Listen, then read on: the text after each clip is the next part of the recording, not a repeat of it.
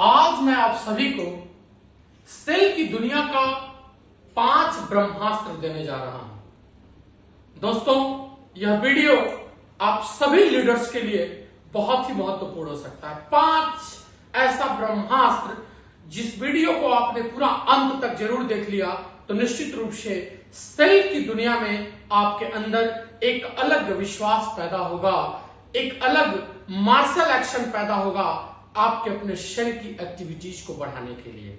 दोस्त, आज बहुत सारे लीडर्स सिस्टम में आ तो जाते हैं, लेकिन जब अपना सेल स्टार्ट करते हैं तो उनके साथ बहुत सारे रिजेक्शन आना शुरू हो जाते हैं, जिसके वजह से वह रिजल्ट तो निकालना चाहते लेकिन रिजल्ट तक पहुंच नहीं पाते हैं। कहीं न कहीं सफलता मिलने से पहले ही रिजेक्शन की वजह से वह थका हुआ महसूस करने लगते हैं और व्यापार क्लोज नहीं हो पाता है। तो आइए, मैंने आपको कुछ महत्वपूर्ण तथ्य डिजाइन किया है, जो मैंने ये वो कैप्सूल है जो आपके सेल एक्टिविटीज को मार्केट में बढ़ाने का काम करेगा। 5 टिप्स, जिसमें का पहला टिप्स है always sell relevant product. Need analysis बहुत जरूरी है। सामने वाला खरीदना क्या चाहता है और आप उससे बेच क्या रहे हैं, ये बड़ा महत्वपूर्ण पार्ट है। माय डियर फ्रेंड्स, जो वो चाहता है, जो उसकी जरूरत है, अगर वो चीज आप उसको देने का प्रयास नहीं कर रहे हैं तो निश्चित रूप से आपका सेल क्लोज नहीं होगा। पहले हमें सामने वाले की जरूरत समझनी होगी, वो आपसे चाहता क्या है। फिर अगर वो चीज आप बेचने का प्लान करेंगे तो निश्चित रूप से उसका रिजल्ट आपको मिलेगा। नीड एनालिसिस समझना बेहद जरूरी है। वह चाहता क्या है, हम उसे देना क्या चाह रहे हैं। वह चाहता कुछ और है, हम उसे देना कुछ और चाह रहे हैं। इस स्थिति में आप एफर्ट तो लगाएंगे लेकिन व्यापार क्लोज नहीं होगा। तो पहला जो सबसे महत्वपूर्ण टॉपिक था, always sell relevant product, need analysis को समझना होगा। दूसरा जो सबसे महत्वपूर्ण पार्ट है, people don't buy for logical reason, they buy for emotional reason. My dear friends, सामने वाले को आपके लॉजिकल रीजन से बहुत ज्यादा लेना देना नहीं होता है। आपके क्या इमोशंस हैं, आपके अपने प्रोडक्ट को उसको देने के क्या इमोशंस हैं, उसके ब्रेन पे कौन सी बात आपने चोट किया, जो निश्चित रूप से घर जाने के बाद वह रात में विचार करेगा, नहीं यार क्या गजब की बंदा बात कर रहा था। आपका इमोशन बेहद जरूरी है अपने प्रोडक्ट को शेयर करने के लिए। बहुत ज्यादा लॉजिकल रीजन से व्यक्ति को कुछ लेना देना नहीं होता है। आपका इमोशन बेहद जरूरी होता है आपके प्रोडक्ट को शेयर करने के लिए।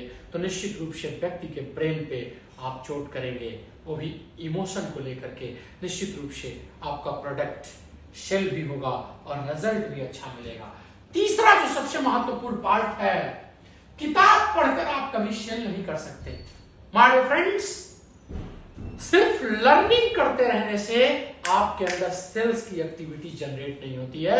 सेल्स की एक्टिविटी जनरेट करने के लिए आपको मार्केट में उतरना होगा, हर वर्ग के लोगों तक पहुंचना होगा, अपनी प्रोजेक्ट खोलना होगा, उन्हें दिखाना होगा, बताना होगा, समझाना होगा। और जब आप कार्य बार बार बार करने लगते हैं, माय डियर फ्रेंड्स, आपका एवरेज ऑफ सेल बढ़ जाता है, क्योंकि बार बार मिलते रहने से आपका परसेप्शन बढ़ता है, परसेप्शन बढ़ता है, परफेक्शन बढ़ता है और निश्चित रूप से आप सेल इजिली क्लोज कर पाते हैं। तो आप एक बात जरूर ध्यान दें, मार्केट में आपको उतरना तो पड़ेगा, लगातार लोगों से मिलना तो पड़ेगा, अपने प्रोजेक्ट को प्रेजेंट तो करना पड़ेगा और उससे जो आपके अंदर निखार पैदा होगा वो आपके सेल को बढ़ा सकता है। सिर्फ घर के अंदर पुस्तक पढ़ते रहने से आपका सेल कतई संभव नहीं है।